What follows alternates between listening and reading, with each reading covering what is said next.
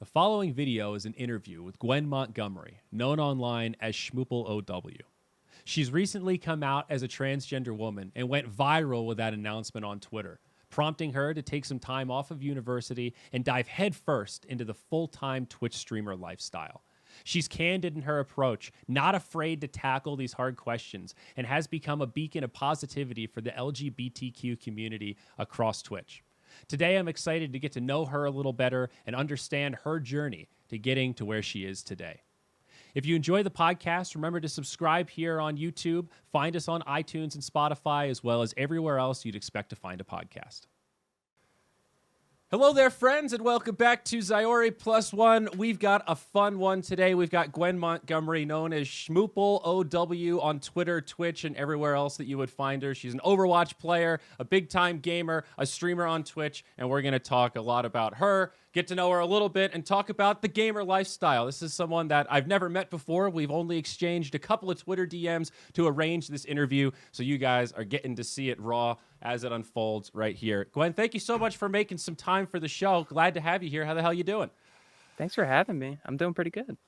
I'm excited. Yeah, glad to hear it. We'll see where the conversation takes us. And I've joked before that it always seems like the pre-show is really natural, and then we, quote, start the show, and then everyone gets really tight. Like, oh, God. Oh, God, it's starting. The cameras are on. No. And it happens every single episode, so hopefully we can work out of it pretty quickly. Okay. But I want to talk about Overwatch first, because it made a lot of headlines. I feel like since Overwatch has been over on YouTube, I don't really know what the hell's going on with that game. So how is it? Yeah. How's the Overwatch space right now?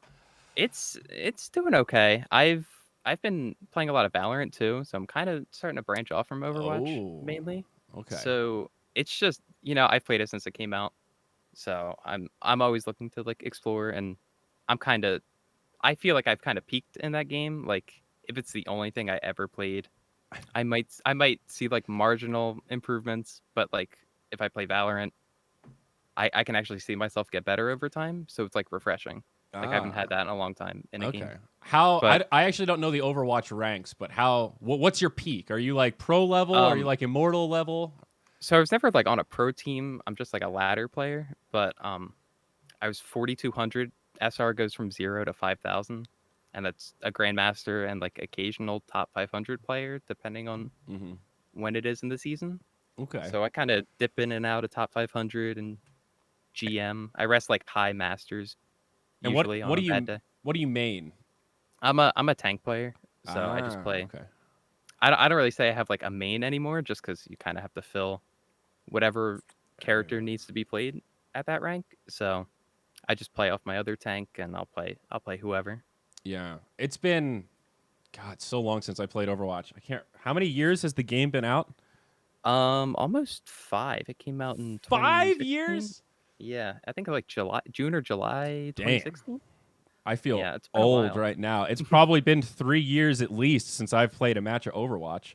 Wow, lucky you. I mean, I hear people say that, but I don't really know how to calibrate it, because Overwatch was always one of these weird, I don't want to call it an enigma, but you have this really strong Blizzard ecosystem that is not into FPS at all. Then all of a sudden, all these Blizzard fans have access to an FPS game that has a bunch of other mechanics to it. And I think that definitely led to some frustration in like public matchmaking and just the general community. It was like a non-FPS community playing an FPS game, which led to interesting results. When worlds collide, I guess. Yeah. And I don't know. They just kind of prove that they don't know how to balance things very frequently. And Blizzard?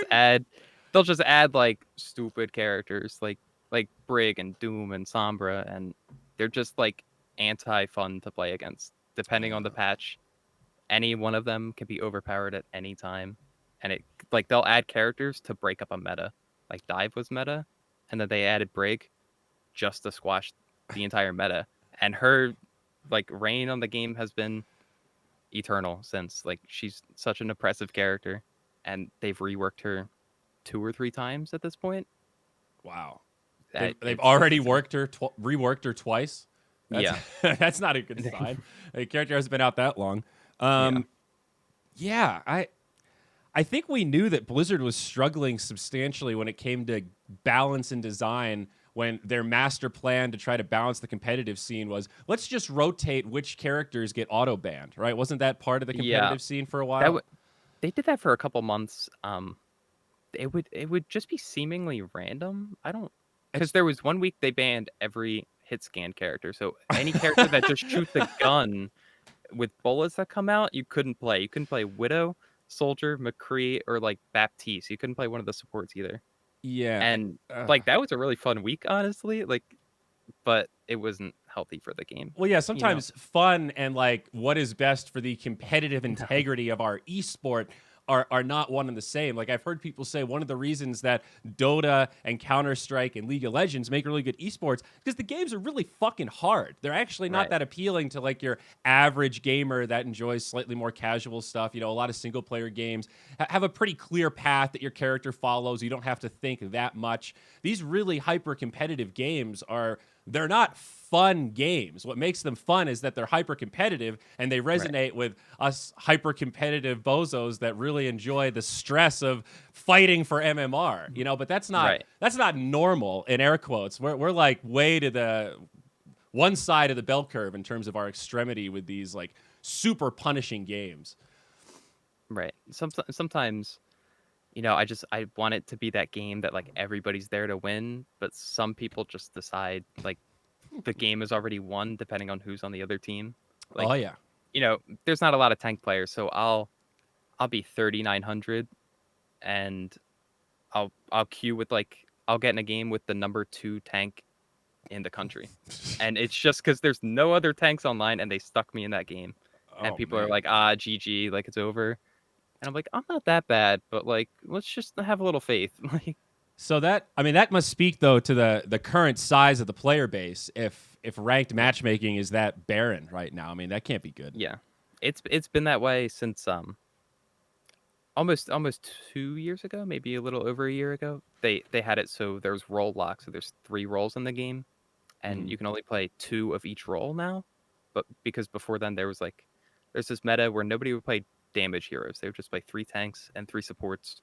It was called goats and you Is- would just like smash into each other and every fight ended up the same way. You that sounds awful. use the same ultimates to counter certain ultimates and it was just luck. Like it felt like luck sometimes just winning some of those fights. Yeah, flipping coins can be fun sometimes, but not what you Yeah. want for your everyday. Right. Dota's solution to that, I always thought was pretty interesting. Like they have a role queue system, so we have support, carry, mid lane, off lane, and most people don't want to play support relative to how much they want to play like carry or one of the farming Right. roles.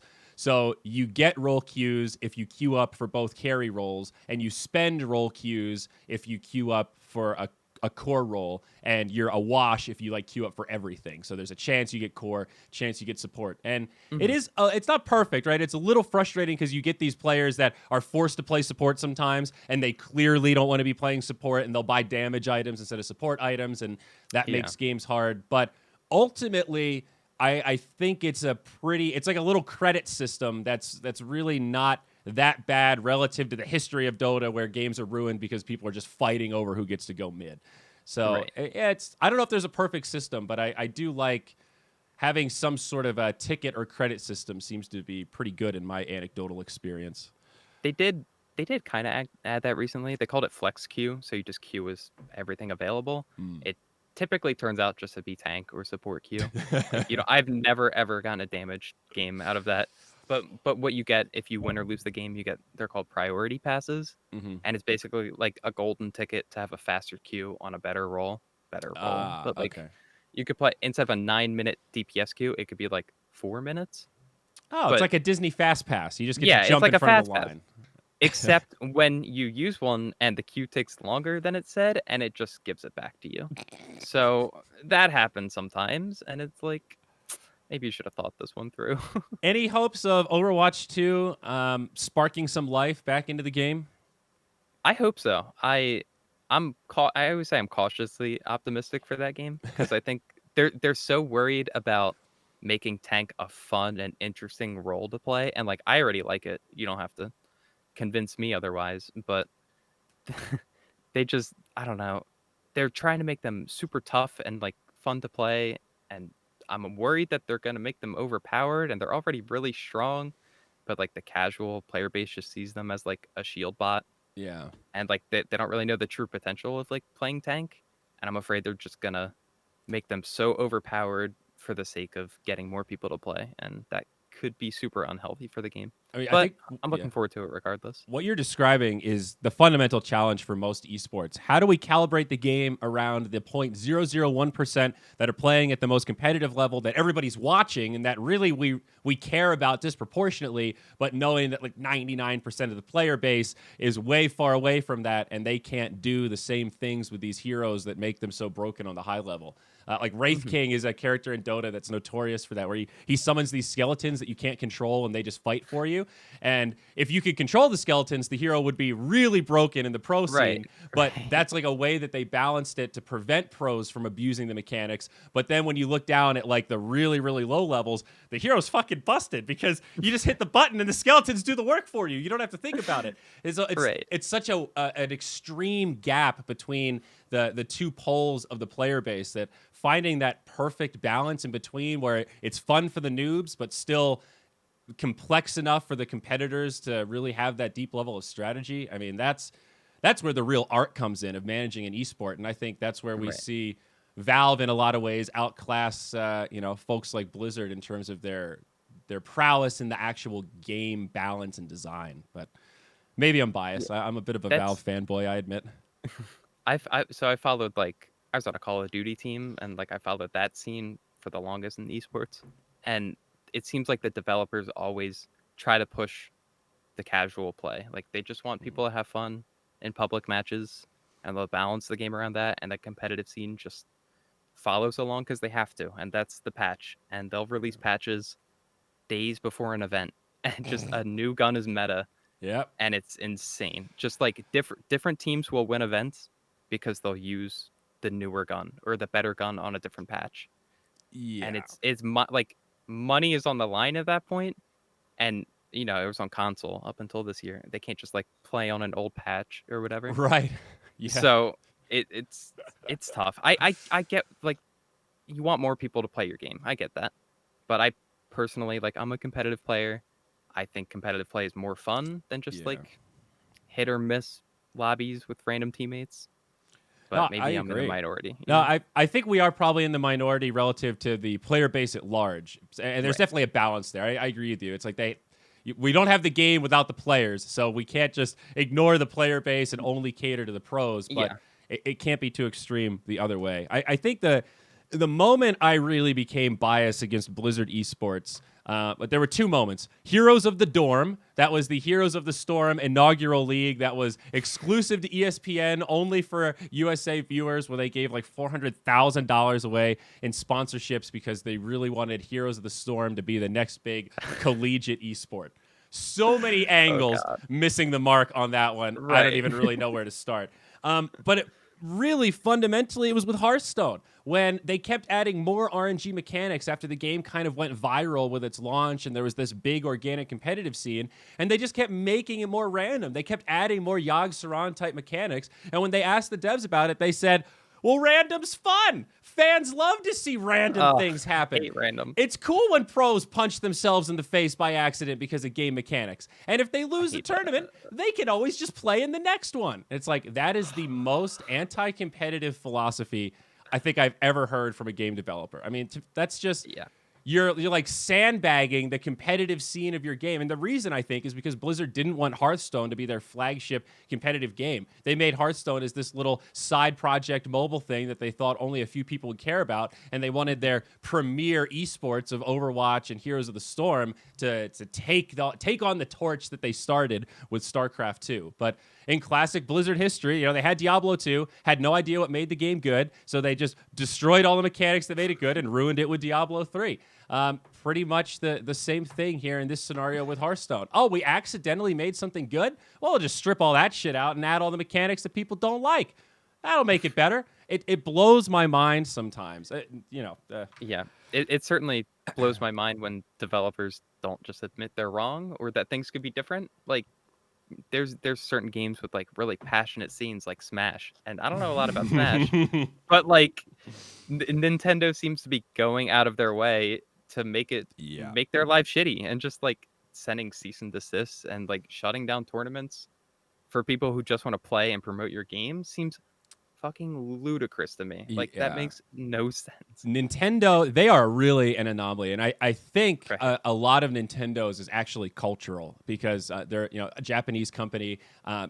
They do business a little bit different in Japan, and I think a lot of it comes down to this honor principle of people stealing your stuff, and because there's none of this like built-in online Smash stuff, they have Slippy and all these third-party apps that let people play online.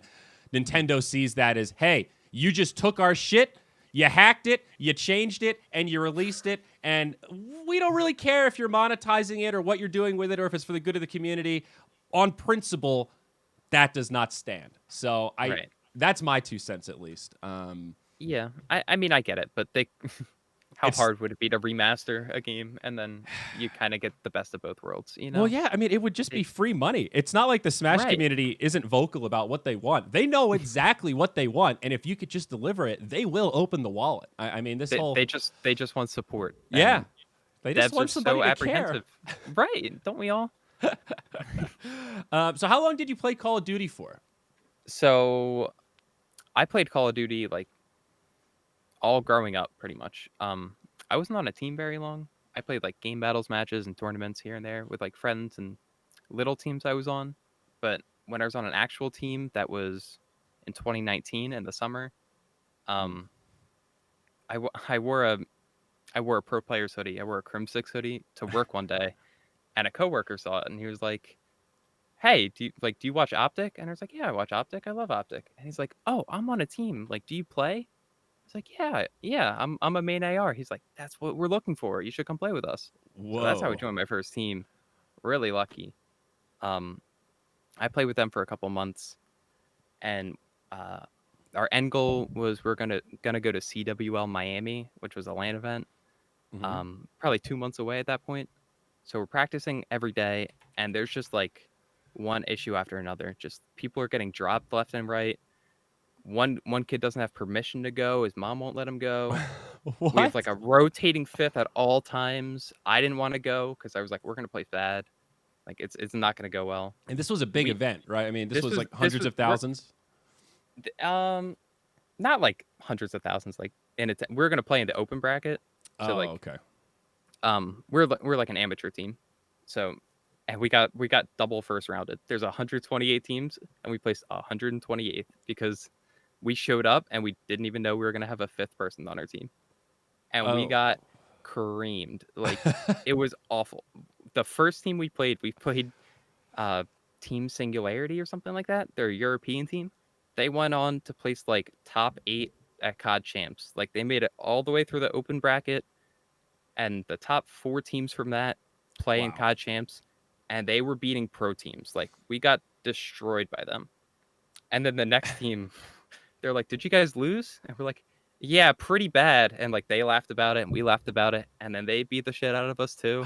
And I was like, I just want to go home." Like Yeah. I tried like I don't know. I put in all this work and then it just like didn't So, pan out. but I mean, in some ways, it's cool that you kind of lucked into this opportunity Right. to be able to play competitive. But was that like a goal of yours? I mean, Yeah. okay. Yeah. It was always a dream of mine to like be on a team and play. Like I signed a contract for that team and I was on for months. I was on for the rest of Black Ops 4 and then the new game dropped and I left to go play Overwatch for my school. I see. But yeah, I always wanted to play at an event. I'm grateful that I got to do it. It's just a shame we couldn't at least win a Yeah. map, you know? Like Well, at least that's a that good would have been story, cool. though. I mean, getting like Yeah, 120th, you get into that forgettable territory. But no, we were literally dead last. I mean, that's yeah, almost like a feat of strength in some ways. That's right. so. But is the dream dead? I mean, is your long term goal to try to join a pro team of some sort in one of these games and like go pro as a competitor? Or are you pretty happy with the streamer life right now? I could go either way. Like I'm really enjoying streaming just because it's like a super fulfilling opportunity for me. Like I have a great community and I love talking to everybody there. But also like I just love competing. Like I want to place well in tournaments. I want to win games, and given that opportunity, I think I could also run with it. Hmm. But right now, I'm just kind of going through all my options and Yeah. So are just you still streaming. in university as well? Yeah, I'm a part-time student now. I was full-time, but Ah. dropped a couple classes because I was like, the stream's going really well, and if I could do my dream job, then I'll do it. Like this is my opportunity, and I don't want to Yes. fumble it. So Ride the I'm streaming momentum. five. Yeah, right. You don't want to just like stop for a couple months. That would be like the worst thing possible. So I'm just streaming really consistently, and it's going really well. It seems like it. I went back and looked at your Twitch, and I was surprised at the length of the streams and how often you're streaming. I mean, Right. you've got to be at like what 30, 40 hours a week of hours live, something like that. Yeah, I go for like 5 or 6 hours, 5 nights a week. There you So go. That's pretty good. yeah. That's solid. Um, so how did you first get into streaming? You mentioned your community, and I'm really curious about community building because it's something I neglected for a lot of my career.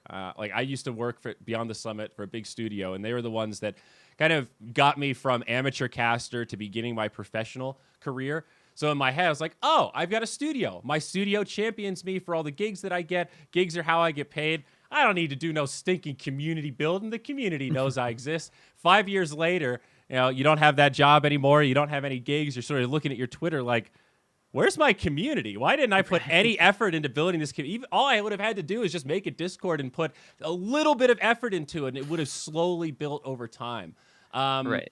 How'd you build up your community? How did you get such a spark so quickly?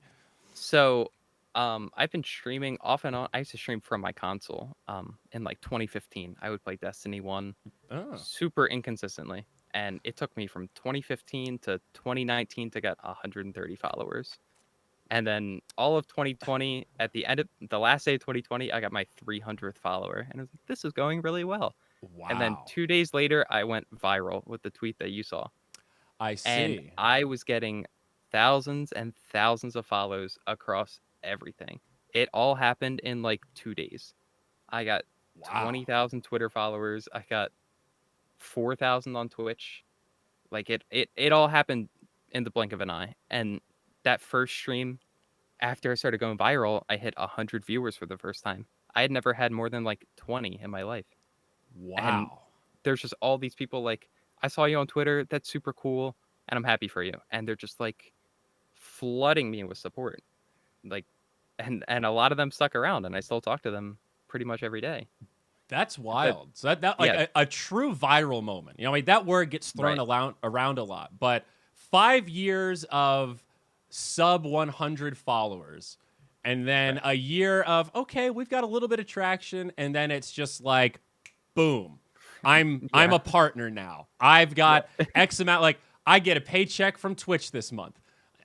right. How do you process that? I mean, what was that first stream like? Were you It, like nervous? Could you talk? I feel like I would have been like overcome with emotions to be able to even do I my thing on cried. stream. Yeah. I cried. I was like, before that, I was like, I will never cry on stream. I just can't see it. And I've cried twice on stream since then. Like, I I was so overwhelmed, and I felt like I got thrown into a full-time job overnight, and I did. But like, I'm running with it, and that was always something I was scared about. I was like, I don't know how I would manage like a full-time job or like a 40-hour work week or whatever. But it's not that bad when you like what you do, Right. you Yeah. know? That's what I always try to tell people. It's scary because it can become an excuse where esports is not doesn't have the best track record in terms of like ethics around work hours and stress management and that kind of stuff. But part of why it's hard to manage is because a lot of it is fun. I could work 60 hours a week in esports because really it only feels like 30 hours of work, 30 hours of fun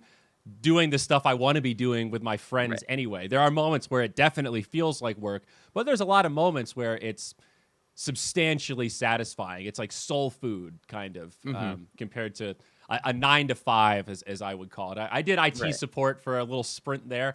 Not for me. It paid the bills, but oof. Yeah, yeah.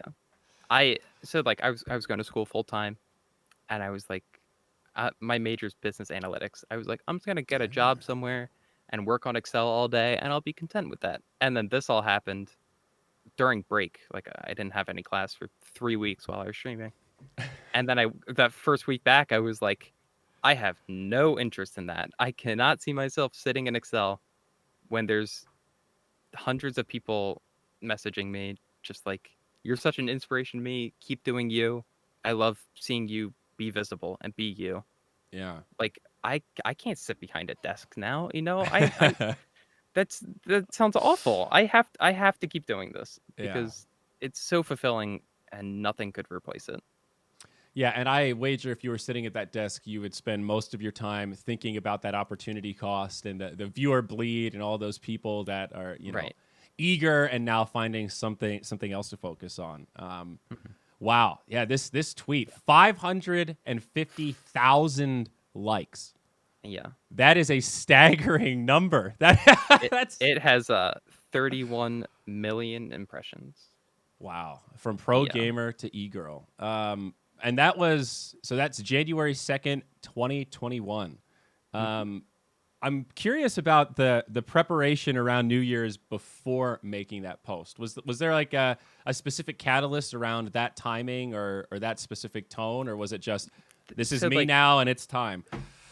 that's not like atypical content for my Twitter. Like I post a lot of before and afters just because stuff like that helped me a lot growing up. Just like seeing that change was possible Hmm. and that you could transition and stuff like that. So I just like to give back and like share old pictures of me because it really helps people. Like I hear from people a lot and it helps them. So I just do it. And I didn't expect anything different from that one. Wow. Like Yeah. I was like, wow, 1,000 likes, like that's crazy. I see. So And you then had it been just doing kept that going. already, and then that was Right. just the first one that really caught That fire. one picked up because like big content creators started liking it. Like Slasher retweeted it, Hassan liked it, Oh wow. Pokimane liked it. Oh, I Just like see. big content creators started. I was trending under gaming. My brother was like, "Do you know you're trending on Twitter right now?" And I was like, "What?" Man, that's so Yeah. amazing to hear though, because we so often hear about like the dark side of the internet and the dark side of social media, like things going viral for the wrong way. I mean, I experienced that myself. I don't know if you know anything about my history, but I had an awkward what's called sniff moment where I accidentally left my stream on with the webcam and walked on camera without pants on and Oh no. did a little scratch and sniff. Very embarrassing. Oh no. That was like 6 years ago, so a long time ago. I've written about it a lot, and similar to what you described, like it was a big cyberbullying event for me, and it led to this really big Right. depression. All of my work got canceled. I mean, it really went Oh no. viral to what you're talking about, but in a bad way. Of like the Right. day after it happened, everybody streaming Heroes of New Earth was just watching the clip on their stream, pointing and laughing. Oh no. That's the dark side of it. But it's Right. awesome to hear that sometimes this amazing social media machine can be used for good, right? Like that same algorithm can spread a message of positivity instead of one of Right. negativity. That's fucking And awesome. like it was great. The support greatly like overrided anything else, but that didn't come without like its death threats. Like Sure. Yeah. my DMs are open. People just call me whatever slur they want or like you should die and stuff like that. And it's like, all right, but if there's 100 messages saying like, "Oh my god, you're so cute," it's whatever. Yeah. Well, I'm glad to hear you say that because it is. I Right. always tell people it's like a muscle, being like a public facing person or an influencer and being able to tune out some of that negativity. And it's a Mhm. really hard dialogue because it sounds like you're excusing the toxic people. And it's not that I'm excusing that behavior. It's just recognizing the reality that they are always going to exist. And if you want to put stuff out there, they're always going to engage with you. And you have to find a way to not let it break you down the way it can so easily, right? You got to build up that Yeah. resilience. Like it gets to me sometimes, but like, if people come in chat and say something, my mods just like delete it instantly. Or Yeah, if they don't, then I'm like passive aggressive with the person and like kind of like give them a taste of their own medicine. I don't say anything overtly rude, but like I make you feel stupid for saying stuff about me. yeah, And then they leave or get banned and it's whatever. Life goes on. But yeah. they can go be miserable somewhere else. Just let me play my silly little video games and you go do you, I guess. Yeah. I mean, obviously, our situations are a bit different. You Right. know, I would call myself a cross dresser, not Hmm. necessarily transgender. I think there's a point where really hyper defining terms gets a little diminishing returns. We're all just people. Let's do whatever you like and feel good, and let's Right. be happy and play games. I don't really care what the label is as long as you just kind of treat me with respect. But one thing I've noticed that I've struggled to deal with are my fans aggressively defending me on my behalf. You know, if I'm on a third party broadcast and I show up on camera, and somebody, you know, what I would call a genuine question. You know, I've spent 6, 7 years working in a forward facing, you know, camera, behind the camera or in front of the camera role. I think it's natural for there to be a period of time where people have that, wait, what? Whoa, Right. whoa, hold on. When Oh. are you got boobs now? You know, like I'm not offended by that because I think that's a natural reaction if you've seen me for half a decade looking one way and then overnight there's this hard shift. But I've Right. noticed there's an aggressive tendency in some of my fans to just immediately go, "Why the fuck do you care? What he's like?" It's just like, "Whoa, all right, they didn't say anything offensive yet. Let's assume that Hmm. maybe there's a little language barrier. Maybe they don't know what the most polite way to ask their question. Let's give a little bit of the benefit of the doubt to your average Twitch chatter." And I've talked to a lot of people that go, "Well, good on you, but that's a fucking waste of time, mate. Just ban them and move on with your life." I'm curious how you feel about it. Do you feel like there's any attempt at, like, is there any credence to education's a sort of bougie word, but just trying to engage in dialogue with people that might not be sensitive about it, but at the same time are in that middle ground where they're not trying to be jerks, but they're also sort of framing questions in a way that is a little icky. Um, Yeah, that so like interactions like that, they don't really happen like publicly for me. Like mm, people will message me and be like, "Hey, I really like wearing girls' clothes. Am I trans?" And they like want me to answer that question. And even if they don't say terms that like I personally feel comfortable with, I give them the benefit of the doubt if there's like a language barrier or they're just not informed, and I try to help them. But there's also people that you just can't change their mind. yeah. Like somebody on Twitter the other day was like, "Are your tits real or are those implants?" Or no, they said, Is your bra stuffed or are those implants?" And I was like, "Neither." Like they're real. I don't know what you want. And then somebody went to defend me that I don't think I know, but they were saying that I was a teenager, and I'm not a teenager. I'm 22.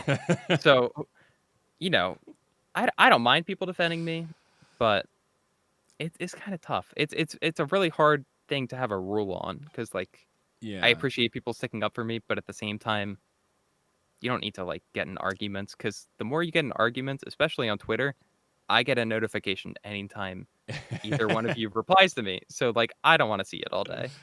Yeah, Go that's argue true. somewhere else. Yeah. I mean, I often assume that generally people are lashing out on my behalf because it's an emotional response. Like there's probably, I'm assuming that there's a little bit of projection there that they feel they've probably been verbally assaulted at some point in their lives. It sucked for them. They feel like it sucks for me, so they're trying to do the right thing by shutting down the toxicity. I definitely believe the intentions are in the right place. It's coming from a good spot. It's just in the moment. Sometimes I see that like, oh, that poor guy didn't deserve to be timed out from chat. I think he was really just confused. I think he was Yeah. really just, now he's even more confused. Have we made I, the problem any better by timing him out? our method is usually like if they say something bad, we'll ban them and then they'll talk to a mod and try to work it out. But typically it's just like they were being shitty and we caught it early and they proved that they were going to be shitty further Yeah. by talking to a mod and then they stay banned. But Yeah. there's a time where I give someone the benefit of the doubt. They're like confused about me or whatever, or they're like, I think I might be trans, and I'm like talking to them in chat, and they're like trying to like trying to bait me. I guess they were like, but I Yeah. want to be a cat. Like, is it cool if I'm a cat or identify as a cat? And I was like, you can do whatever you want. Like, it doesn't affect me, and whatever makes you comfortable, you go do it. Just don't hurt And then they anybody like else, and I'm pretty cool, man. and then they like called me a man and like giggled and left. And it was like, well, I just got burned, I guess, but Yeah. I don't know. I didn't do anything hurtful or anything like that. I gave them the benefit of the doubt and they were just trying to troll me and lead me on. Yeah. So that's why I'm cautious.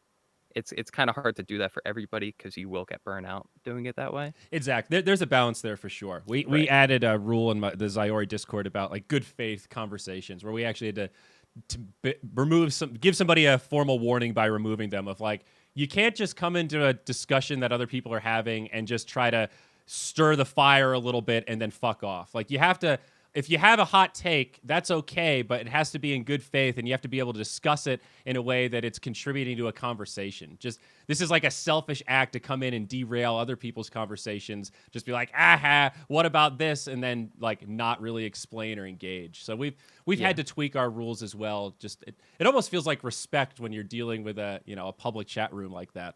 It's Yeah, I don't know if this is just a me thing, but I've always noticed that trolls typically come in two. Like it's it's always brand new accounts that I've never seen before. They might just be sitting in a Discord or whatever and joking about it, but like they just both pop up at the same time and both say something shitty and it's like doo doo and they're gone.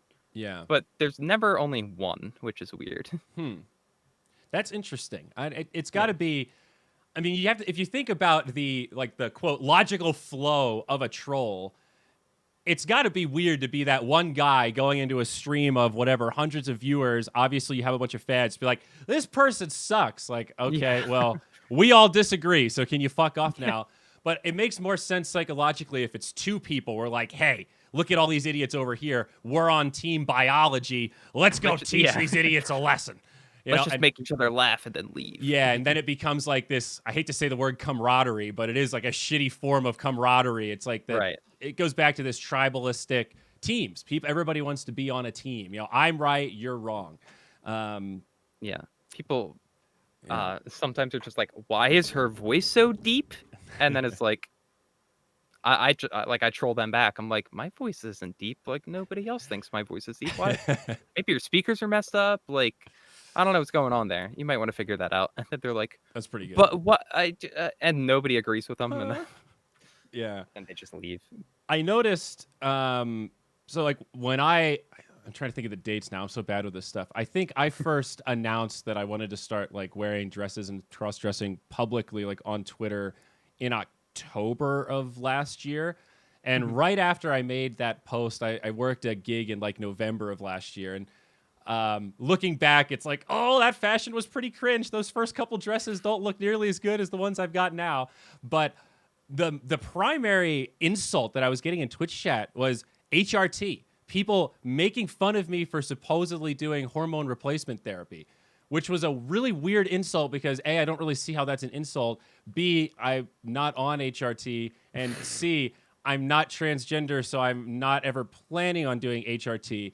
Right. And somehow that insult has like, I don't really see it anymore. I mean, people mostly just make fun of the way I look now. Just mostly it's like boob memes and stuff, but I don't see HRT anymore. And I've always wondered like what the catalyst was for like why that was an insult and now people have moved on. Maybe it's just because it didn't stick, like insults only work if you react. And it's one of those like, I don't, that doesn't offend or not offend me. You're just yelling into the void, man. Yeah. I mean, I've never had that used against me, but I've had people just be like, you'll always be a man. And like, they're just shouting at the sky. Cause it's like, really? Cause nobody else here thinks that. And you're just being goofy. Like, yeah, if you just don't give them the time of day, then their insults don't stick. Yeah. So that's typically how I go about it. I just ignore trolls for the most part. Sometimes I like slam dunking on them, posting about it. We all laugh. It's fun to flex every so often, especially some of them are funnier than others. Some are just straight hateful, and others are like hateful almost in a like, oh, that's adorable that you're trying so hard and failing so miserably at being toxic. I almost feel bad for you in a really weird way. Yeah. Somebody told me I should be hung, and then I sent them this big, nice, long, wordy, go fuck yourself, pretty much. And then they were like, you should still die. And it's like, all right. You didn't even read it. Like, come on. I tried pretty hard. Yeah. I think you're right though about some of these next level trolls, or I've bumped into a couple of them where I can't always tell if it's a troll or if it's somebody being real. But I suspect some of them are fake troll stories that people will be like, oh, I just came out yesterday thanks to you. And so like they kind of bait you into being like, congratulations, and being positive Yeah. about it. And then they spin it with like, yeah, I'm 18 and I'm about to move in with my boyfriend who's 36 and he's paying for all my bills. And it's like, all right, is this real, or are you like trying to paint a fucked up scenario and trying to get me to endorse it so you have a gotcha of, look, this guy endorses, unhealthy relationships? And it's like I always try to be positive, and then as soon as it gets like remotely fishy, I just kind of ignore, and then just I figure if it's real, they'll stick around and shoot me a DM or something, and if it's a troll, they'll get bored real quick as soon as I stop engaging with it. But those are a little bit frustrating because it does. It's very anti-safe space to do that kind of shit. I try to humor people, or maybe not humor is the right word, but I try to be supportive of anybody that says stuff, because I get stuff like that all the time. They're just like, I came out to my mom today. I did this today. I bought makeup today. And I'm like, that's awesome. Good for you. But then there's people who are like, hi, sorry, like, I'm using Google Translate. And then they just say a bunch of, like, mean shit. And it's like, that's not an excuse or a way to get around it. Mm-hmm. Like, they just use that as an excuse to like say shitty things, pretty much. And you got to be careful about stuff like that, I've noticed. Do you feel like there's a spectrum of toxicity across games? Like, I feel like most people I talk to feel like their esport or their game is the most toxic, which is it's just human bias, right? Whatever's in front of you, you know well. But you've played a number of games. Do you feel like it's pretty average across the board, or some communities are markedly worse than others? I feel like some games are just toxic about different things. Like in Overwatch, you kind of get attacked like based on how you're playing, or like our Winston's feeding, like you suck, you're garbage, whatever. But like in Call of Duty, if you got a message after the game, like they're talking about you and your family and like who you are, and they're insulting you like to your core. I've noticed. So like maybe just people in Overwatch don't know about each other, but I don't know. That's what I've noticed. Maybe it's just the people who play the games and it's different demographics, but I mean, it's hard to compare. It's all anecdotal and totally subjective. And you're probably right. Different communities are probably more supportive of certain things and less supportive of others. I don't. Dota is a. Do you play Dota at all? Like, are you familiar at all with the Dota space, or is that? I'm not. Yeah. Okay. Fair enough. I'm not surprised, and I've been in Dota for like 10 years now, and it's becoming a common dialogue that compared to all the other competitive games, there's way more cross pollination. If you play Counter-Strike, you probably play some of these other FPS games. Dota is just like in this little island. It's off by itself, and you can even see it with esports orgs like G2 and 100 Thieves and all these like TSM, all these giant orgs. None of them have Dota teams. It's just EG and Liquid, and the only reason they have Dota teams is because they've been in Dota for fucking 2 decades. They're grandfathered in. They've got a big sunk cost. None of these they orgs kind of have to at that point. Yeah, even like I've pitched to some of them before, and usually their response is like, "Oh, Dota. Yeah, that's that weird game where like the players just get paid directly and are all millionaires and have all the power, right?" It's like, yeah, kinda. That's not an unfair assessment of the international and the landscape. And most of them just go, yeah, we can't run our business model there, so we don't really know what to do. So /shrug, we'll see you later. And over time, it feels like Dota is become even more. It's like we're drifting further from the coast, Yeah, and it's I've noticed like stuff about the prize pools in Dota and like how popular it is, but I've never ever. I don't even think I've seen a game of Dota. Like I don't know any streamers, any teams, anything like that. But apparently, there's all these people making all this money, and it's crazy. It's like hearing about people who got rich off Bitcoin like the first time, and it's like, how did you know about Bitcoin before? Like, that is such a dank analogy. That's so, yeah. I mean, dumb luck. I was stupid enough to be playing Warcraft 3 when I was in middle school and just had access to Dota 1 and somehow got weirdly addicted to that game. I don't know how else to describe it. And there are a lot of great things about Dota. Like, one of the reasons I work in Dota, I have a degree in business as well, and it's just so open. I could start my business in Dota because it's a sandbox. It's a platform. It's yeah, sure, here are the replays, here are the games, cast them if you want, do whatever the fuck you want. We don't give a shit. Whereas in League of Legends, like I think PAX 2014 or 2015, I was at the League of Legends after party. And this was when I was working at Beyond the Summit, full-time Dota 2 commentator. And this rioter comes up to me and goes, "Oh my God, you're Zyori. You work at Beyond the Summit. You're the Dota caster." And I was kind of looked around like, "Are you allowed to say that out loud, dude? We're at a League of Legends party right now." It's like, "Bro, I watch you like I fall asleep to you watching Chinese Dota every night. You're like my lullaby, man." Like, all right, that's a weird compliment for a commentator, but I see where you're coming from. But he hit me immediately with the, "Well, why do you do Dota instead of League of Legends? You're here. Do you play? Are you into League?" I'm like, "I mean, I've played it. Actually, I wanted to be a League commentator before I got into Dota, but I didn't know how." He's like, "What do you mean? Like, do you guys have publicly accessible replays?" "No." "Okay, Dota does. Do you have an equivalent to Dota TV where I can just broadcast live tournament matches to practice my commentary?" "No." "Okay, well, you tell me, Rioter, how do I break in to League of Legends casting as a professional unless I have an in with the old boys club?" And he kind of looked around and was like, "Huh, I never really thought about it like that." Just like, yeah, bro, sometimes the passion isn't enough. Having access to like just put something out there that could resonate with people, it's a platform. You know, being able to do that was fundamentally the catalyst.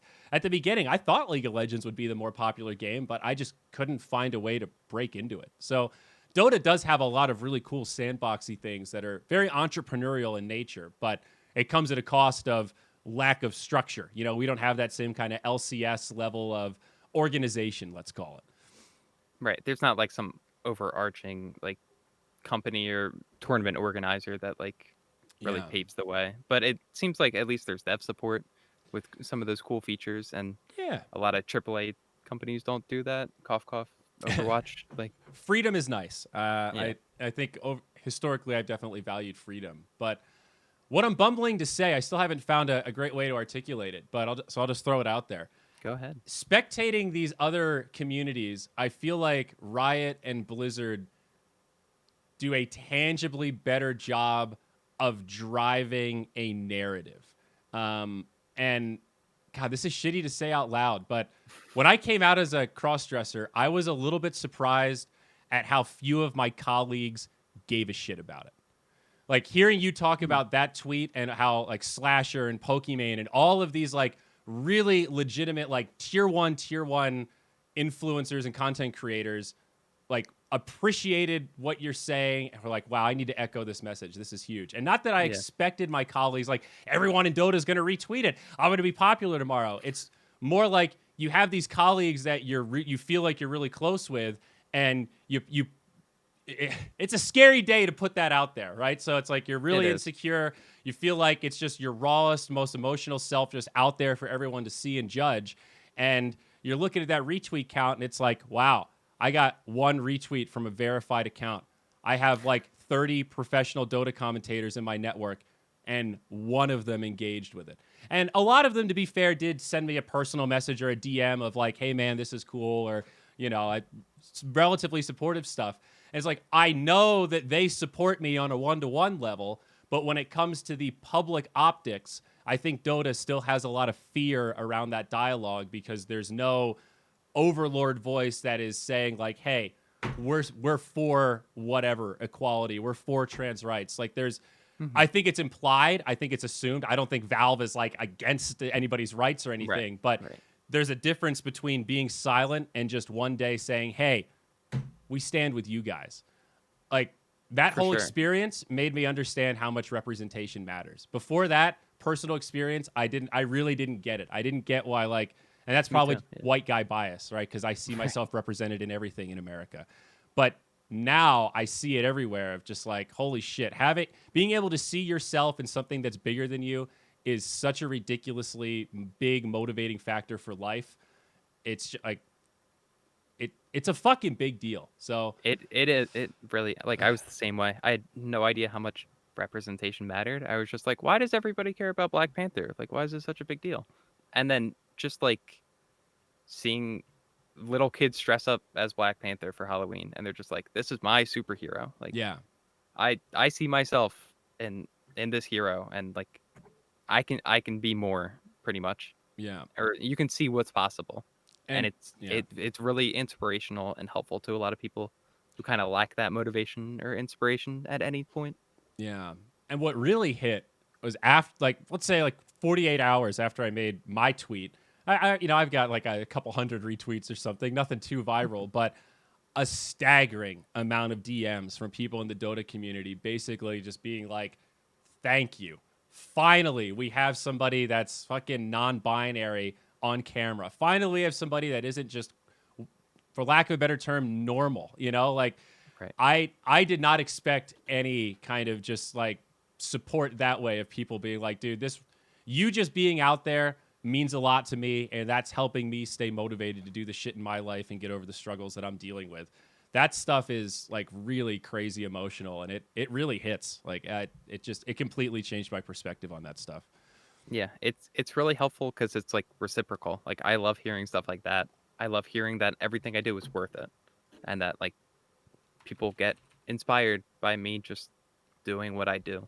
Yeah. And it's nice that they can like see themselves in me or go and pursue other things. Like there's people who were nervous about streaming and then they saw me and they're like, I can do that. And they've started their own streams because they're nervous about their voice or their appearance Yeah. or what people will call them, and they just see me tough it out and they're like, I can do that too. Yeah. So that's great to see. Yeah. Yeah. Sorry, no real question there. Now Yeah. I'm just speaking about my own anecdotes. That's fine. God, I had a question. I just lost it as well. Yeah, it's weird sort of saying out loud that like I expected more people to care about this, but then also being able to calibrate it with like I also see why people like there's a part of me that wishes people didn't care about it, that it was so normalized of like coming out isn't such a big thing because it's not like wow, it's just like yeah, we're all unique individuals that have our own take on expression and who we are and all that kind of stuff. In some ways, I want it to be the least interesting thing about me. I want people to talk about the things that I'm saying, my analysis of the game, the calls I'm making, not just looking at my rack. Right. Sometimes I'm like I like being like a trans representative, but sometimes I just want to be like a streamer, Like I've no issue with it being vocal about who I am, but like we don't always need to bring it up. Yes, exactly. Sometimes I just want to play games and not get harassed about it. I mean, isn't that one of the first questions I had in my notes was like, are you tired of talking about being transgender? Because I think there's a line of representation versus tokenism, right? And it's a really fine line that I think sometimes gets crossed almost accidentally. Right. I'm not tired. I'm always happy to answer questions, or like no questions too far for me typically. Unless it's malicious, unless you can tell like, right, do you have a dick or whatever, like what trolls ask or whoever. And it's like you probably could have worded that better if you genuinely wanted to know. Like if you were more informed, you would have approached that differently. Yeah. But I mean, I'll answer whatever and give them my experiences because it's all I can really share and like be certain about. But I've no issues with being a representative or being visible or anything like that. Yeah, and it looks like we're seeing a live example of one of Dota's finest here, this Ivo Dota 2 person in chat that spends most of this podcast trying to understand why I wear dresses all the time instead of, sometimes wearing man's clothes, sometimes wearing women's clothes. And the TLDR answer, bud, is because I don't fucking feel like it. There's really nothing deeper to it than that. I like the way I look like this. You don't have to like the way I look like this. It's not about you, dog. It's about me. That's the answer. There's really no more to it than that. But it is weird when you're a commentator because people do have certain expectations, and it is funny to see the dialogue of, oh, that's unprofessional. It's like, okay, but if a biological female host was wearing this outfit, would you comment at all? That's when the dialogue gets kind of interesting. I think if anybody else could wear it and it wouldn't be an issue, then it should be an issue for you. It's not like you're wearing nothing and commentating. That'd be completely different. Yeah. At least you have clothes on. That's the first step. That's true. That makes Twitch happy. Putting on clothes. Speaking of Twitch, by the way, how do you feel? Like, do you feel like Twitch is doing a good job in general? Like, as a streamer, do you feel like they've got your best interest at heart? Do you ever worry about like an unfair ban from trolls, like reporting your channel or somebody clipping something out of context or something? Yeah, sometimes. Just like stuff on Twitch is automated, so like that's always scary. Like DMCA, obviously. Just like if I hop in a car in Warzone and music starts playing, is that going to get me banned? Um, I worry about stuff like that. I don't think I would ever do anything like clipped out of context, but the whole thing is out of context. Um, Yeah. I feel like I could easily refute some of the things like that. Like if I'm talking about transitioning and I say like not vulgar stuff, but I'm just not Candid. dancing around the subject. Yeah. Yeah, if I'm just being Direct. candid and direct and like it sounds like I'm talking about something awful, then I feel like I could talk like I guess it's harder because I'm not a partner and you have more like Oh, you're not partnered direct. yet? No, I'm still an affiliate. Oh, Um, you've got to be close to the thresholds now, no? not at the moment. Like I'm closer than I've ever been, but I we guess I still don't. got some time. I That's guess like I. my New What Year's is the resolution. minimum requirement for partnership? I guess I don't even know. It's you need to stream on 12 unique days in a 30-day period and a certain number of hours streamed too, but the big one is like a 75 viewer average. So Oh. like in the first couple streams, I probably could have got that. Like I could have just stopped streaming and gotten partnered, but I didn't want to stop streaming. Like I like streaming, so I just it's just the way like the averages worked out that I didn't get it, but it'll happen eventually, I'm sure. So it's not a huge deal to me. But one of the things is like you get better support as a partner, or you get a more direct line to support. Yeah, or at least So in the past, Twitch has right, changed so much since the Amazon buyout, and also just so many more people using the platform. It's fundamentally changed their ability to give support to smaller partners. I'm not envious of their of their challenge there, and I feel right, a little. I mean, I was on Justin TV before it was Twitch, so I kind of was, and I was doing StarCraft stuff, so I got grandfathered in. Like when Twitch launched, I was given a partner to count because I had a connection. nice. So I there were no metrics back then. It was old boys club shit. Just like, oh, I know you from that event. Yeah, there you go. Green light. You do You get a content. check mark. Yeah, and then I started Moonduck, and then we have a stream team now. So it's just a slightly different. I'm always curious to hear from people that like work their way up from the bottom, because it's such a different process of like understanding the Twitch beast and the Twitch metrics. Yeah, So, I usually have like 30 to 40 viewers right now, and it's just like a really nice, like small, intimate community. I know pretty much everyone in chat. If mhm. somebody new pops up, I know, and I'm cautious of them also. Yeah. I'm like, I'm watching what you say, and so are all the mods, so be careful. But you're welcome here. You're always welcome to. It's a very relaxed stream. I don't scream. I'm not XQC. We just kind of talk about whatever and hang out. My And I can streams play start whatever that game. way, and then I start playing games and slowly deteriorate into more angry. If I lose 5 Dota games in a row, I'm pretty fucking grumpy by the end of that broadcast. I'm embarrassed to have a couple ragey days, but it's just it's how games go. That's why we keep coming Yeah. back. As I said, I if you didn't I just care, you don't wouldn't tilt. get mad, right? Yeah. I don't really tilt anymore. I'll just like switch games. I'm I'm like, so jealous. Yeah, maybe. Look, I used to. I used to get so angry and be so toxic, but now I just like maybe it's not an Overwatch day. Maybe I'll play like Valorant or something. Are you a poker player?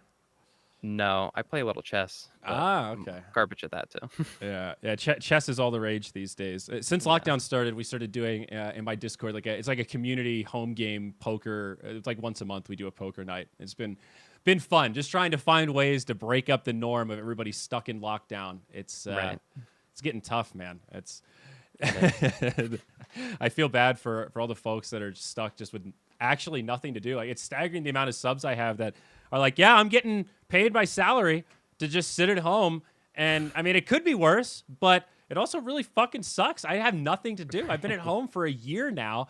I'm tired of playing games. I never thought I'd say this, but let's do something. I I just just want want to to like make go something. outside. Like, Yeah. I never went outside. I was never social, but now I'm like, Me I just want neither. to hang out with like friends. That Yeah. that would be nice. Yeah, I Just to break things up. definitely took it for granted Right. before. Oh, I remember what I lost my train of thought earlier. I wanted to ask you about voice profile stuff, because I remember maybe a couple months ago or a year ago there was some, I don't know if it had to do with the Twitch committee that they put together to try to redo the guidelines, or if it was just part of that dialogue.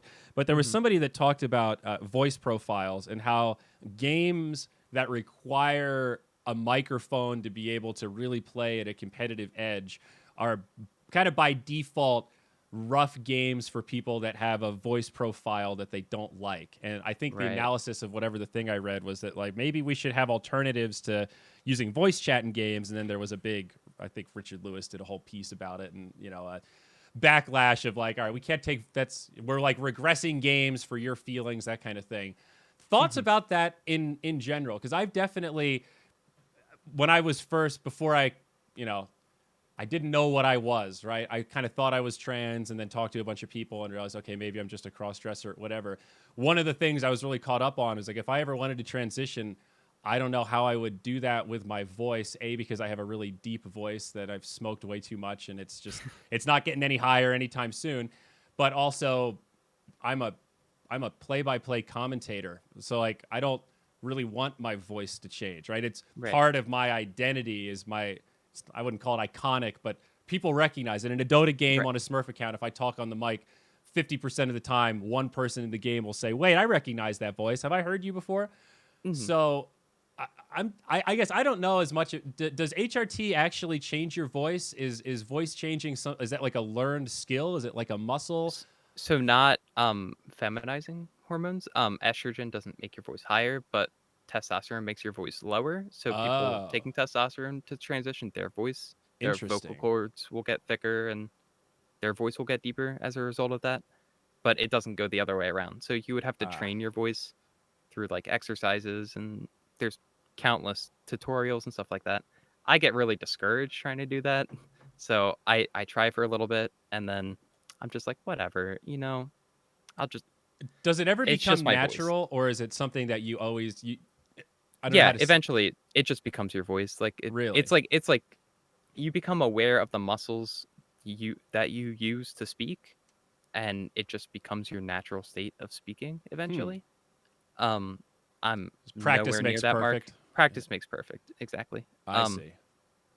So I mean, if you ever wanted to do something like that, even for just like Interesting. voice acting work, there's plenty of tutorials on it. It takes a very long time. So It'll probably take years for it to become straight up natural. is it kind of similar to like learning an accent? It's just Yeah. there's tips and tricks. You build the muscles, and then eventually you become more comfortable with it. Oh, interesting. Yeah. It's like that. But in regards to like voice comms, I used to comm a lot. I used to be like the most vocal person in chat, and now I don't talk to randoms because I think I'm just like a snowflake at this point. Um, I'm like, if somebody calls me sir, I'll be upset for the rest of the game. So I just don't talk anymore. I'll talk to like my teammates in Discord, and it's whatever, like I'll type. I have no problem typing, but either one of two outcomes happen if I talk. I get called things I don't want to get called, or I have to explain to everybody, don't call me these things, and two scenarios happen from that. They tease me, or it's just awkward, Yeah. And I don't want to come out to strangers every time I play a game, so I don't comm. Sometimes I don't even like join voice. Like in Overwatch, I can kind of. I'm at that point of playing that game. I can kind of see what's going on. Right. I don't really need to hear comms because typically people are just toxic. So I use it as like a way to avoid toxicity. But I don't comm to strangers because it's like the one thing I'm insecure about, pretty much. Yeah. But like when you see me talking, it's like a little better. But if you just hear my voice, you think it's a guy, and I understand that, and I'm not like It sucks though. I know what you mean. apprehensive of Where that. you Yeah, just want to fucking play games, not have right, every public match be a goddamn interview of your voice right. profile. It's like super tiresome. I think that's hmm one of the things that I think is slowly changing in Dota. But anytime I see like if there's someone that sounds like a girl using voice comms in my Dota match and somebody on my team's being obnoxious, I think like obviously just flaming them for their gender is like the worst of the worst, right? But Right. there's all this behavior in the middle where I think for a long time there's been these younger Dota fans in public games that don't realize how toxic they're being by just being like really shitty lowbrow trolls. It's like commenting on the nature of somebody being a girl. It's like you're adding to this. Can't we just fucking play the game and hang out? You're Right. singling them out for who they are, whether it's their gender, the color of their skin, or their accent, or whatever it is. you're dwelling on it. You're making them you're breaking their immersion from the game and making them remember that they are whatever they are. And for some people, maybe that's fine, but for other people, that's a reminder of like, yeah, man, I'm fucking working on it. Thanks, I got it. Yeah. Yeah. Yeah, I don't know if there's a good solution there, but that So yeah, sucks. if I did voice train, so I have two options. I could just keep talking like this, and like I would get upset, or if I had what I would consider like a cis passing voice, Mhm. like a very feminine voice, I would just get harassed for different reasons. Like I would Yeah. get called different names, and That's true. that could be no better, and it wouldn't have been worth it in the end. So it's a really tricky subject. I just try to type Yeah. and use like command wheels at this point, like group Mhm. up with me in Overwatch, or like I need healing, and there's like thank you, and I just use that stuff and hope for the best. I mean, those were a But big I addition don't. to those kind of games. Yeah. Dota has that now too, and it's also great for just cross language. Like if you set your Dota client to Spanish and I use the chat wheel, it'll translate the go back to whatever your Oh, native okay. tongue is. So it's Yeah. a really great tool for communicating with people that don't speak the same English, but saying basic commands in the game. And it's also a great efficiency tool for people that. I mean, we're talking about voice profile, but there's also people that just like can't afford a microphone, right? So like Yeah.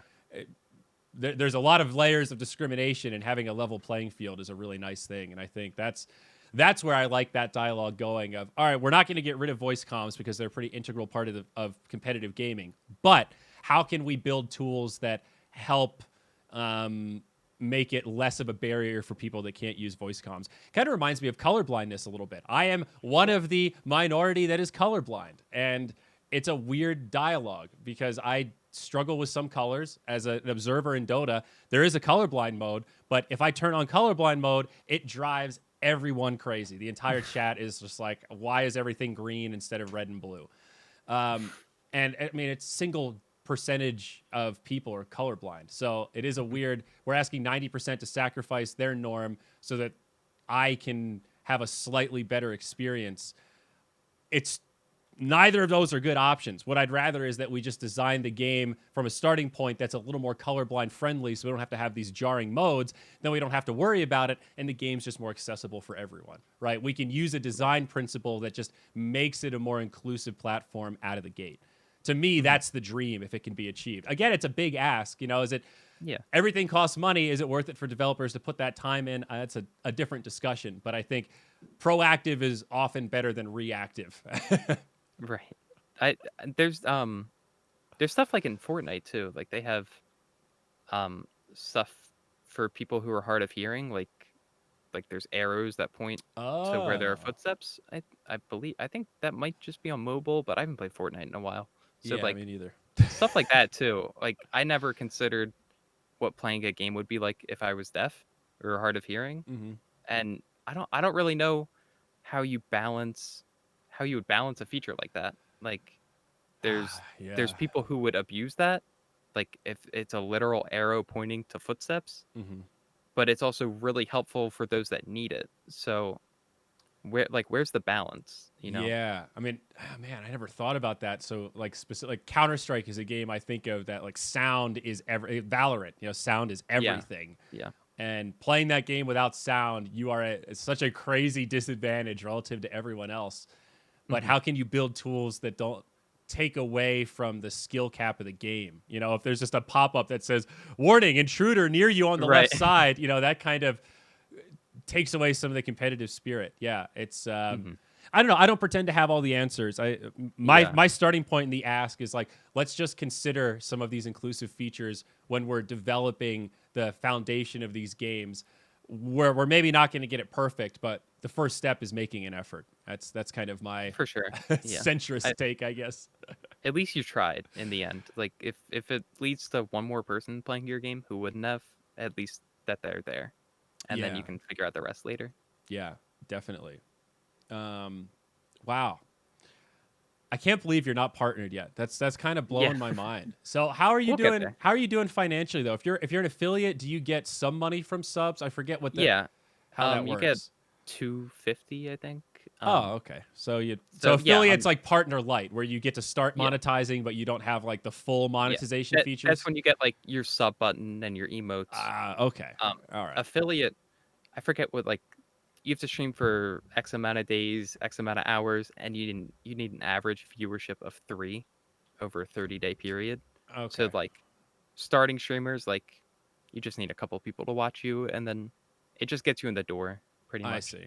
Yeah. I But mean, the hardest yeah, part for a new streamer is getting those first couple viewers. Like, who is right. that literally the first person that you don't know that clicks on your stream? That's a big It's moment. like yeah, it's scary, honestly. It's just like, what?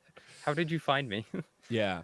Well, and it's wild because I've been in esports for so long. Naturally, people ask me for like general advice, like, "Hey, how do I do this on my stream, or how do I get an audience here, or how do I start building? Like, what's the secret?" It's like I have no idea. The things that worked for me 6 years ago absolutely will not work for you right now. I mean, when I was starting on Justin TV, having a 720p stream or a 1080p stream was huge.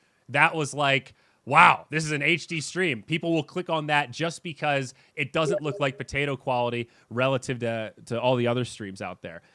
That's obviously not the case anymore, right? Right. Now being Yeah. 1080p is the fucking standard. If you're 720, people won't click on it because it's low Yeah, quality. the production quality is just like Yeah. out the door. Like people, even YouTube videos, like I can't even imagine. Like I'm trying to get into YouTube, but people are just so much better. Like Yeah. they have it down to a science, like a 12-minute video with a thumbnail, perfectly search engine optimized, and it's like they- Yeah. they're just so far ahead. How do you catch up? Yeah. I've But been yeah, in the podcast world, I've been trying to figure out how to market this long form content on YouTube, and it's slow going, but I'm slowly getting it. But I agree with you. These algorithms are weird. It seems like an uphill battle until that first one when you hit the algorithm and you go, oh, so that's what we're really doing here. Okay, now I get it. Now we're just throwing darts to get these viral videos. That's how YouTube works. Got it. Okay. Yeah, it's totally it's tough. yeah. Going viral is it can happen at any time, and it's never anything that you expect to go viral. Like I've Yeah. never once sent a tweet and I'm like, yeah, this is gonna blow up. It's just the weirdest content gets picked up, and then that's what you're known for. Uh Everyone's like, you're the yes. e-girl now, and I'm like, yeah. I know, yeah. I know that all too well. I mean, it wouldn't be viral if you could control it, I guess. So that's Right. sort of caked into the definition. But yeah, it is scary. I think that's something young streamers don't appreciate. Like when the sniff thing happened to me, I was still a pretty small time commentator, like on the verge of being amateur esports commentator, trying to become full-time professional esports commentator. And in my head at that point, it's like, I just want somebody to give a shit about me. I just want eyeballs. I just want clicks. Like, I just want people to care. Like in my head, going viral for anything is good. We'll figure it out later. I just need the attention. And then you go viral for the wrong reasons and you realize, oh, this is way worse than I thought it would be. Oh, This is backfiring. it won't stop. My inbox is just blowing up with hateful messages. Please leave me alone.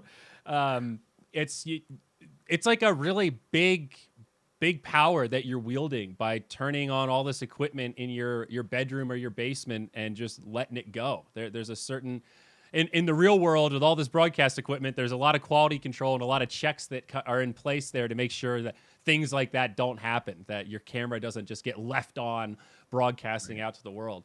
I mean, when my sniff thing happened, there was like a gap. So I was broadcasting, thought I finished the stream, got up, left, and then, was getting prepared to shower and then walked back on camera. So, like, how many people were actually watching my stream when that happened? I probably only had 10 viewers when we were streaming the content. So, like, how many people were watching the empty chair? It's crazy to me to think that it literally might have been like one person that happened to have the stream open that just went, what the fuck am I watching? Was smart enough to clip it. And then that one person was the difference maker between that video just being another forgotten about VOD in the Twitch archive that nobody clicks on and my most viral content piece of the last 10 years of my life. Yeah, that's nuts. That's insane to think about. All from like a misclick. Like anything can misclick. change. One misclick can change it all. Yeah. So it's scary out there for sure. The Wild West, I think. Pat ourselves both on the back for the riding on the cutting edge here, my friend. Right. I think that's most of the stuff I had that at least planned I wanted to chat about. Anything else you want to get off your chest? Anything irking you in the gaming industry you want to get out there? Not at the moment. Well, that's good. I think I got it. I think I got it all out. It was a lot of fun. Yeah, well, I really appreciate it. Oh, yeah, so are you moving away from the Shmoople name? I noticed, like, one of the first things you said, you could just call me Gwen. Is Shmoople a relic of the past? Are you working on a full Gwen rebrand, or are they kind of moving in tandem? I just like my name, you know. I gotcha. I picked it for a reason. I just like getting called it. Perfect. I love it. Well, very good. Shmoople seems a little formal, so like anybody can call me Gwen, you know. Miss Shmoople. Got it. Yeah. Very good. Well, folks, make sure you give her a follow. I believe it's Shmoople Overwatch everywhere. No C, SHM. Don't make the same mistake I did, but Right. find her on Twitter, find her on Twitch, give her a follow. She's streaming like crazy. This was an absolute pleasure. I appreciate you coming on and Thank you engaging for having in me. more candid discussion. I am firmly in this camp of that sometimes it's uncomfortable, sometimes it's hard, but the only way we can increase awareness, really improve the state of affairs for our gaming community at large and make it more inclusive is more representation, more dialogue, teaching more people that you can be tough, you can develop this muscle to let some of the troll stuff deflect off instead of really sink in deep. And I think conversations like this are the only way that we can pave the path for the future. So sincerely, I thank you so much for everything you're doing and being so public. You're fighting the good fight, and I hope it keeps going well for you. Thank you so much. All right. We'll see you guys next time. Make sure you follow the podcast everywhere, YouTube, Spotify, iTunes. You can find it, Zyori+1. She's out there.